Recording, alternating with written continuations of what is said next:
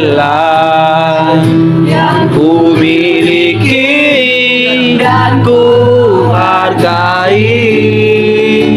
Yesus engkau ku kagumi,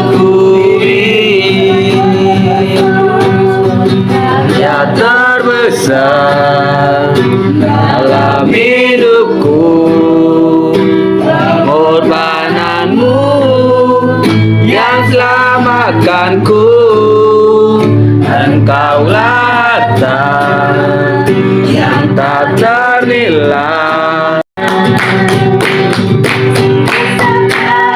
Dan lihatlah betapa baiknya Tuhan itu, rasakan dan nikmati kasih setia Tuhan, kasih setia Tuhan.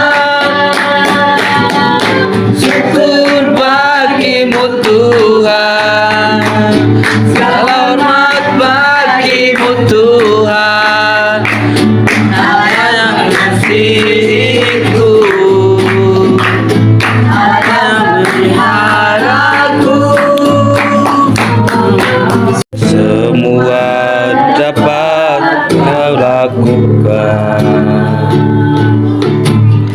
apa yang kelihatan mustahil bagimu, itu sangat mungkin bagimu. Terbatas kuasamu Tuhan, semua dapat kau lakukan. Silakan hambanya. Tuhan menyembuhkan dan uji dan akan uji menyembuhkan pengharapan. Tuhan menyuruh kita di sini untuk tekun karena setelah kita tahan uji, maka kita akan mendapatkan pengharapan. Yang pengharapan itu identik dengan iman. Apa yang kita imani atau apa yang kita harapkan, kalau kita tekun kepada Tuhan dan kita tahan akan ujian Tuhan, maka pengharapan yang kita harapkan ataupun iman yang kita harapkan kepada Tuhan bisa Tuhan kasih atau Tuhan. Jadi Tuhan perintahkan kita untuk tekun dalam apapun dan tahan uji. Amin. Ternyata yang Tuhan mau itu untuk bertekun, ya. Ternyata di dalam Tuhan ada pengharapan juga Bapak Ibu, ya. Tidak sia-sia, ya. Mungkin di dalam pekerjaan kita juga melakukan sesuatu tidak sia-sia. Begitu. Ada hasilnya seperti itu. Contohnya Bapak Ibu, apa yang Tuhan suruh dalam perikop ini atau dalam bacaan ini, ya kita baca sama-sama, ya. Pengharapan tidak mengecewakan karena kasih Allah telah dicurahkan di dalam hati kita oleh Roh Kudus yang telah dikaruniakan kepada kita. Di sini aku mengimani itu berharap kepada Tuhan karena di dalam sini kesengsaraan itu menunjukkan ketekunan dan ketekunan itu menunjukkan tahan uji dan tahan uji menunjukkan pengharapan. Jika kita terus percaya ini semua mendatangkan kebaikan. Jadi orang yang dibenarkan, Tuhan itu meminta kita untuk berharap, Tuhan itu meminta kita untuk bertekun, ya, di dalam Tuhan. Itu yang Tuhan mau. Tuhan itu menyelamatkan kita Bapak Ibu, ya. Kita masih lemah. Kristus telah mati untuk kita orang-orang durhaka pada waktu yang ditentukan Allah, ya. Kita lihat di kronologinya manusia jatuh dalam dosa, ya. Dan di sini dikatakan manusia lemah, ya. Usia, ya. Manusia lemah. Dan manusia ini tidak bisa berbuat apa-apa, ya. Karena kenapa? Manusia telah jatuh dalam dosa, ya. Dan manusia tidak bisa menyelamatkan diri sendiri, ya. Karena kenapa? Karena manusia di dalam keadaan lemah, dalam arti jatuh dalam dosa, begitu, ya. Nah, kita lihat yang Tuhan mau dalam hidup kita ini, ya. Saya bacakan lagi di ayat 6-nya. Karena waktu kita masih lemah, ya, Kristus telah mati. Jadi Kristuslah yang mampu menyelamatkan kita, ya. Nah, poin yang pertama tadi, apa yang Tuhan suruh dalam perikop ini atau dalam ayat ini? Yang sepertinya dijawabannya di ayat 5 dan 6. Bertekun, bertahan uji. Ya begitu, ya. Bermegah. Kenapa? karena Tuhan yang memberikan kemenangan, karena Tuhan yang memberikan karunia. Begitu Bapak Ibu. Oke, poin yang kedua, apa yang Tuhan larang dalam perikop dalam bacaan ini Bapak Ibu.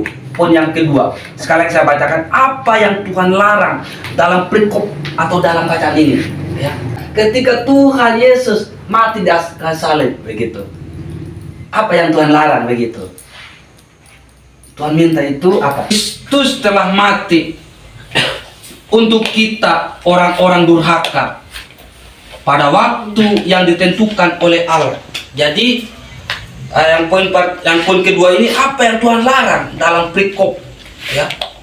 Nah, Bapak Ibu dan Saudara, kita perlu ketahui ketika Tuhan menyelamatkan kita, ketika Tuhan memberikan hidup yang kekal, jadi Tuhan itu meminta kita tidak boleh lagi untuk hidup yang istilahnya secara duniawi begitu, ya. Tujuan Tuhan yang menyelamatkan kita tujuannya untuk memuliakan Tuhan, ya. Jadi kita jangan sia-siakan hidup kita, ya. Jangan sia-siakan hidup kita. Ada pujian, hidup ini ada kesempatan. Jadi kesempatan hanya untuk memuji Tuhan, ya. Hanya kesempatan untuk memuliakan Tuhan, begitu. Di ayat 3, dan bukan ini ada kaitannya dengan ayat yang kedua, tetapi saya bacakan hanya di ayat yang ketiga. Dan bukan hanya itu saja, kita malah bermegah juga dalam kesengsaraan kita, karena kita tahu bahwa kesengsaraan itu menimbulkan ketekunan. Jadi di sini kan dikatakan kita dalam keadaan sengsara, kita harus kita harus tetap bertekun, kita harus tetap memberikan pengharapan kita kepada Tuhan dan bermegah kepada Tuhan dalam keadaan apapun. Kita harus bermegah. Menghadapi keadaan, menghadapi kesulitan, mungkin kita udah bertanya, kenapa ya hidup ini, ya contohnya Bapak Ibu, kenapa ya persoalan semakin hari semakin bertambah seperti itu. Tetapi ada rencana Tuhan, ya gitu ya.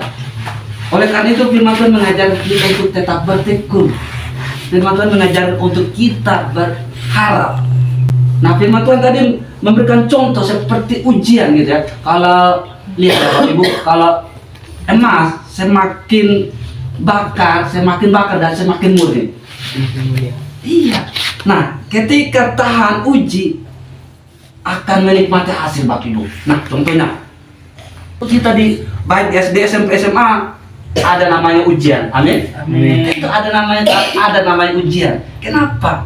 Itu istilah memurnikan siapa yang pintar begitu. Iya. Ya kan? Di dalam firman Tuhan ini keren. Membawa contoh kehidupan kita hari pas hari begitu.